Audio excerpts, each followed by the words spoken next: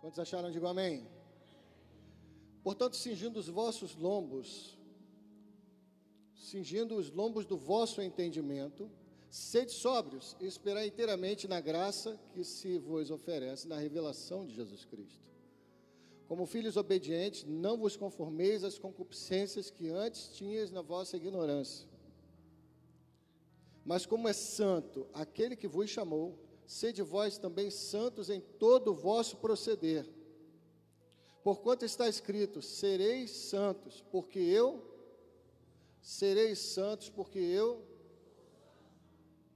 E se invocais por Pai aquele que, sem acepção de pessoas, julga segundo a obra de cada um, andai em temor durante o tempo da vossa peregrinação. Sabendo que não foi com coisas corruptíveis, como prata ou ouro, que fostes resgatados da vossa vã maneira de viver, que por tradição recebeste dos vossos pais, mas com precioso sangue, como de um cordeiro sem defeito, sem mancha, o sangue de Cristo, o qual, na verdade, foi conhecido ainda antes da fundação do mundo, mas manifesto no fim dos tempos por amor de vós, que por ele credes em Deus, que o ressuscitou dentre os mortos e lhe deu glória, de modo que a vossa fé e esperança estivessem em Deus. Já que tendes purificado as vossas almas na obediência à verdade, que leva ao amor fraternal não fingido, de coração amai-vos ardentemente uns aos outros. Amém? Glória a Deus. Quem estiver em pé pode se assentar em nome de Jesus. Glória a Deus. No versículo 13, a gente vê uma coisa muito interessante. Portanto, dá um sinal de continuidade, não é isso? Portanto, o texto que nós lemos começa com portanto, ou seja, no verso 13, ele vai concluir um raciocínio a respeito daquilo que está fundamentado nos versículos anteriores desse capítulo. E aí, esse capítulo de 1 ao 12, nós vemos sobre Pedro falando a respeito das coisas que o Senhor fez, do sacrifício que o Senhor fez para que nós tivéssemos acesso direto a Deus. E tem aqui algo interessante, que ele diz: bendito seja o Deus do nosso Pai, nosso Senhor Jesus Cristo, que segundo a sua misericórdia nos gerou de novo para a vida, esperança, pela ressurreição de Cristo dentre os mortos, para uma herança incorruptível, incontaminável, que se não pode murchar, guardada nos céus para vós. Aqui Pedro ele vai detalhando várias coisas que vão trazendo um entendimento para que a gente tivesse base para entender que Deus quer que a gente viva de forma aceitável ao Senhor. E essa vida aceitável ao Senhor, não há outra forma senão seja uma vida de santidade, de santificação perante Deus. Eu vejo muitas palavras sendo pregadas a respeito de avivamento, muitas palavras pregadas a respeito de prosperidade, muitas palavras falando a respeito de vários assuntos da Bíblia, mas a santificação é algo, é um princípio de Deus para que a gente possa realmente alcançar o céu. E é por isso que eu quero trazer a mensagem de hoje, que chama-se Santidade, preparados para subir. E aí eu quero te dar uma provocada aí de leve e perguntar para você: você está preparado para subir? Você está preparado para subir? Responda para você mesmo: você está preparado para subir? Aqui no verso 13 em diante, então Pedro ele fala o seguinte: portanto, cingindo os lombos do vosso entendimento. A gente sabe que os homens na época do Oriente Médio, eles tinham túnicas, que vestiam, ia até o tornozelo mais ou menos, quase ao pé, E para que eles pudessem fazer as atividades do dia a dia, trabalhar, eles precisavam cingir os lombos. Ou seja, precisavam colocar uma espécie de cinto, uma ata, para que pudesse juntar aquela roupa e pudesse ele poder ter uma mobilidade melhor para fazer as coisas do dia a dia. Então ele cingia os lombos, colocava algo para se prender. Então, na verdade, quando a palavra de Deus, portanto, cingindo os lombos do vosso entendimento, é para que a gente esteja se preparando para algo que a gente vai realizar, para uma ação. E o que é que a Bíblia fala? Para o vosso entendimento. Porque quando Pedro ele fala no versículo de 1 a 12, ele diz tudo aquilo que o Senhor fez, tudo aquilo que o Senhor preparou. É Jesus dizendo, olha, eu vou te levar para o céu, querido. Você aceitou a Jesus como Salvador, você vai para o céu. Mas, porém, contudo, todavia, no entanto, a gente tem um entendimento de Cristo, a mente de Cristo, amém? Nós precisamos ter a mente de Cristo. Então, cingindo o lombo do vosso entendimento, sejam sóbrios e esperai inteiramente na graça que se vos oferece, na revelação de Jesus Cristo. Jesus, ele nos deixou a sua graça para todo ser humano, crente, não crente, ímpio, não ímpio.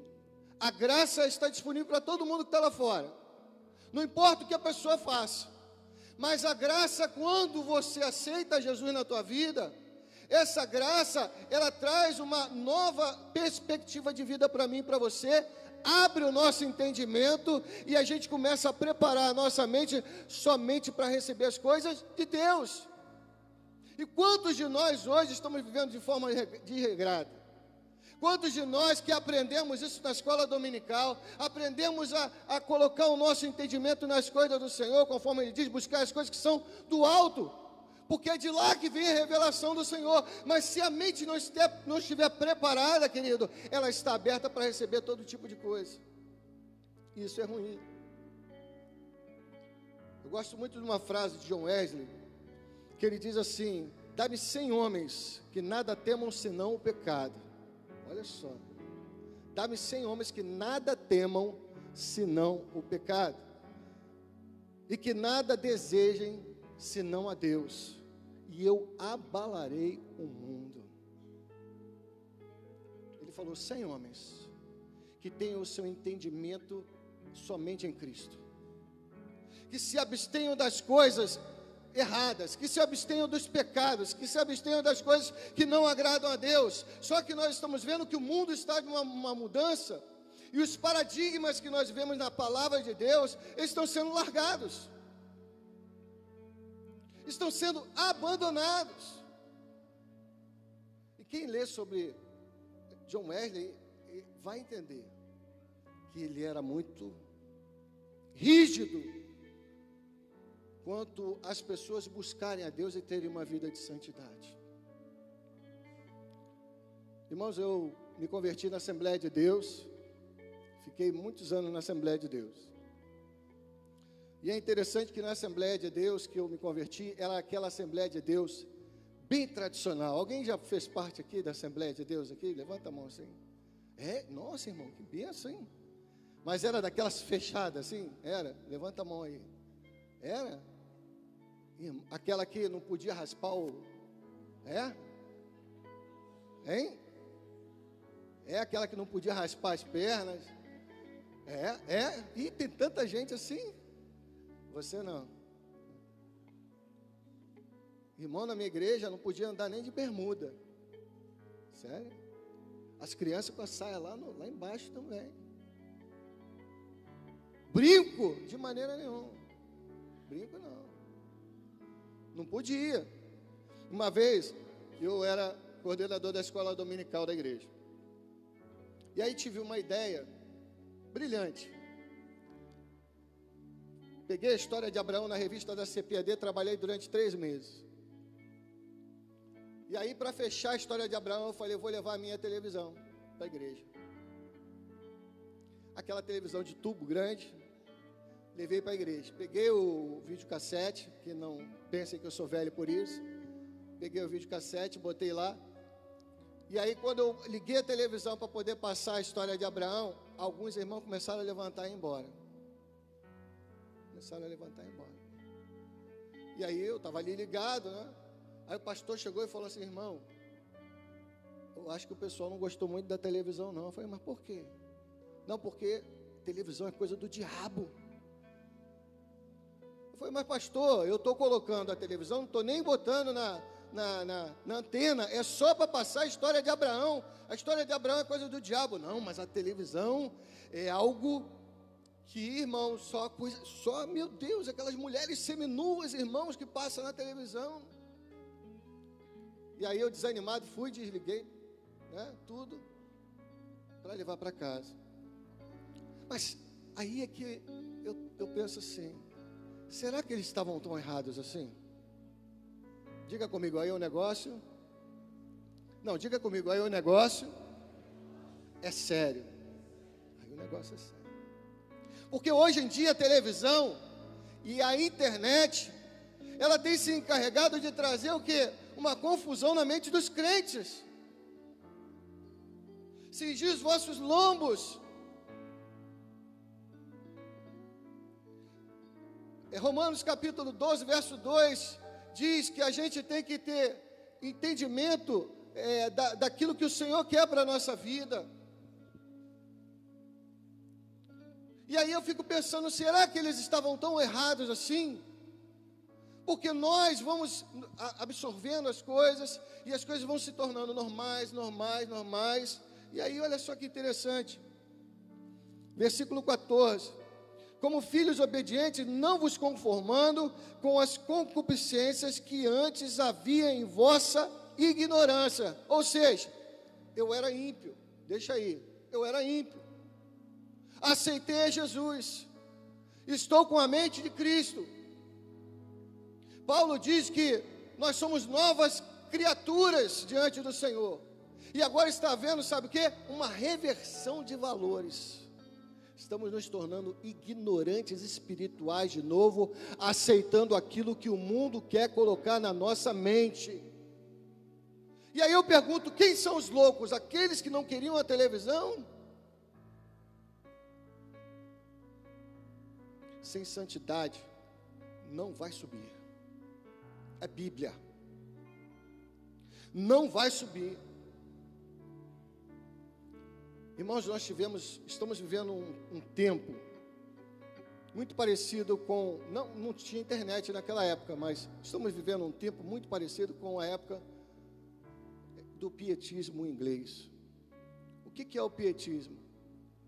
O pietismo foi um movimento religioso que surgiu em decorrência de uma insatisfação com aquilo que estava acontecendo nas igrejas, aquilo que estava acontecendo no meio do povo de Deus, porque a degeneração moral era tanta, as pessoas não se preocupavam mais com a oração, não se preocupavam mais com estar em santidade diante de Deus. Então eles fizeram um movimento para resgatar esses valores através de orações nos lares, através de grupos de oração, tentando resgatar esses valores. Isso aconteceu no século 17, não só na Inglaterra, mas também na Alemanha. Mas só que esse movimento chamado movimento pietista tentou resgatar a nossa mente preenchida pelo Senhor. E o que diz lá em Romanos capítulo 12, verso 2? Vamos ler juntos, para que a gente possa entender. Romanos capítulo 12, verso 2. E não vos conformeis com este mundo, mas transformai-vos pela renovação do vosso entendimento ou da vossa mente, para que experimenteis qual seja a boa, perfeita, agradável vontade do Senhor, do nosso Deus. Ou seja, não vos conformeis com este mundo. Deus só vai chamar aqueles que estiverem em santidade. Conforme diz aqui na palavra do Senhor em Efésios capítulo 5, verso 17, a santificação vem através do sacrifício do Senhor. Por isso não sejais insensatos, mas entendei qual seja a vontade do Senhor. busca entender a vontade do Senhor. Busca. O movimento petista, ele se colocou de joelhos, pedindo ao Senhor para restaurar a comunhão dos santos. Porque a partir do momento que nós nos tornamos servos e servas do Senhor, nós já somos santos. E John Wesley, ele fala de uma coisa tão interessante, que a graça de Deus, ela transforma a vida do ser humano. O sacrifício de Deus é para que eu e você possamos ter acesso a Ele. A partir do momento que a graça vem sobre mim, eu aceito essa graça, eu declaro a Jesus como meu Senhor e Salvador, aí eu sou justificado pela salvação do Senhor. E aí o que acontece? João capítulo 17, verso 17. A santificação vem de Deus através da justificação. Sacrifica-os na verdade, e a tua palavra é e conhecereis a verdade, e a verdade vos libertará. Mas aí olha só, as mentes estão voltando a ser cativas.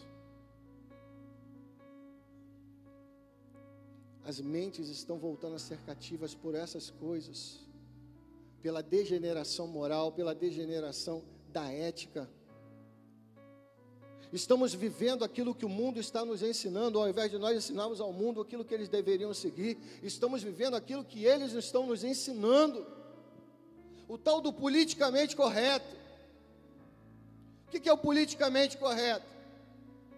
É movimentos sectários, que se enfiam principalmente na internet e na mídia, trazendo conceitos, e muitos é claro que são reais, como por exemplo, de nós não sermos preconceituosos quanto às pessoas, porque o preconceito não é de Deus. Nós lemos aqui que Deus não faz acepção de pessoas, mas o Senhor também diz: vinde como estás, como você tiver, mas o Espírito Santo te transformará.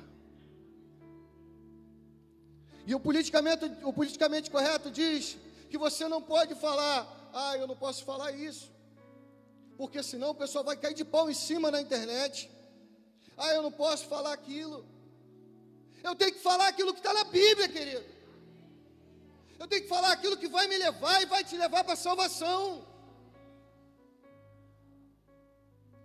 Não é para a gente estar aqui louvando, adorando o Senhor e achando que nada pode mudar, não.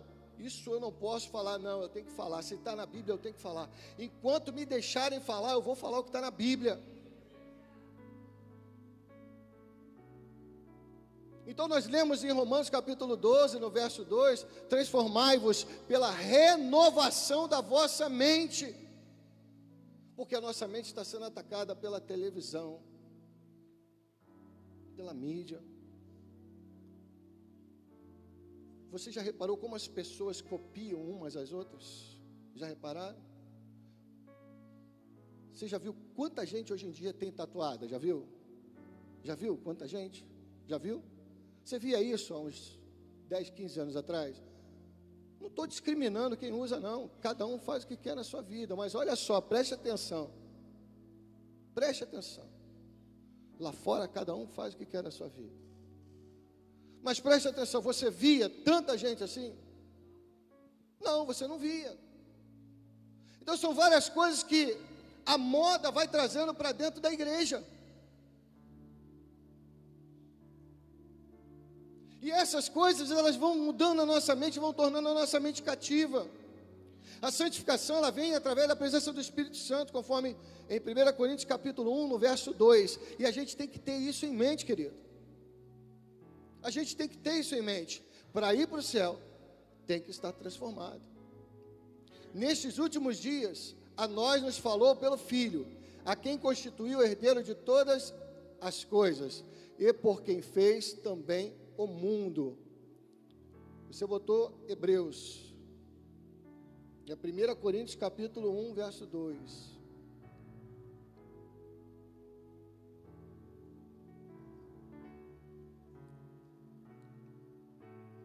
Isso. A igreja de Deus que está em Corinto, aos santificados em Cristo Jesus, chamados para serem com todos os que em todo lugar invocam o nome do nosso Senhor Jesus Cristo, Senhor deles e nosso. E ainda tem outra, Hebreus capítulo 12, no verso 14, a santificação vem para confirmar que estamos com Ele na glória. Hebreus 12, verso 14. Segui a paz com todos e a sem a qual... Tem 15? Tendo cuidado de que ninguém se prive da graça de Deus. Olha aí, ó. Que ninguém se prive. Por quê? Quando eu recuo, quando eu deixo a minha mente aberta e vazia para as coisas do mundo, eu estou privando a minha mente para que a minha mente sirva só ao Senhor. E de que nenhuma raiz de amargura brotando vos perturbe, e por ela muitos se contaminem. Esta palavra, a espada do Senhor, é para você usar na tua vida todos os dias. A oração é o teu instrumento de você buscar a vontade de Deus de forma espiritualizada. É pela metade? É um terço? É meio? Completamente. E o vosso espírito e alma e corpo sejam plenamente conservados. Diga comigo, mais uma vez, irrepreensíveis para a vinda do nosso Senhor Jesus Cristo. Deixa aí, querido. A Bíblia nos está dizendo que nós devemos nos santificar completamente e o vosso espírito seja conservado. A Bíblia não está dizendo que o vosso corpo seja conservado, não. Eu vou colocar as minhas vestes lá no pé, como aquelas irmãzinhas que só usam coque na cabeça, que só usam aquela roupa de manga, que tapa tudo. O corpo está guardado, mas e a mente? E o espírito? Porque a roupa não quer dizer nada no sentido de você ser espiritual ou não. Eu posso ter a roupa até o pé, mas a minha língua até a entrada na igreja. Não adianta. A alma, de onde procedem os nossos pensamentos, as emoções, elas têm que ser preservadas, porque o nosso pensamento tem que estar no Senhor. Então, quando nós lemos aqui, e o vosso espírito e alma e corpo sejam plenamente conservados, irrepreensíveis para a vinda do Senhor. Você quer ser salvo? Você já se torna salvo quando você aceita Jesus. Mas se você não tem a sua mente, o seu corpo e a sua alma, o seu espírito guardados para o Senhor, eu quero te dizer, você precisa se santificar.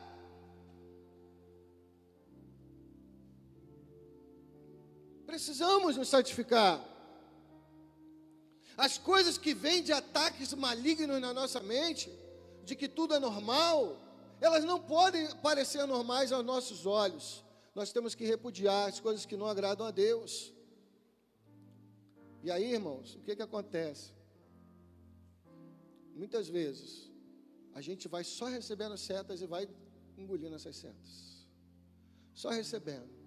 Daqui a pouco nós estamos conversando com aquele crente que não tem nada a ver. Aquele crente, aquele diabo que não tem nada a ver. Conhece o diabo que não tem nada a ver? Já ouviu falar dele? Já ouviu falar? Não, nunca ouviu? É aquele que diz assim para você, não, isso aí não tem nada a ver. Você pode assistir pornografia que não tem nada a ver. Não, você pode falar coisas contra o teu irmão que não tem nada a ver. Sabe por quê? Porque o teu irmão fala mal de você. Você pode atacar o teu irmão que não tem nada a ver, porque ele também errou contigo. Só que os princípios da Bíblia, eles não mudam. Não mudam. E aí o que acontece?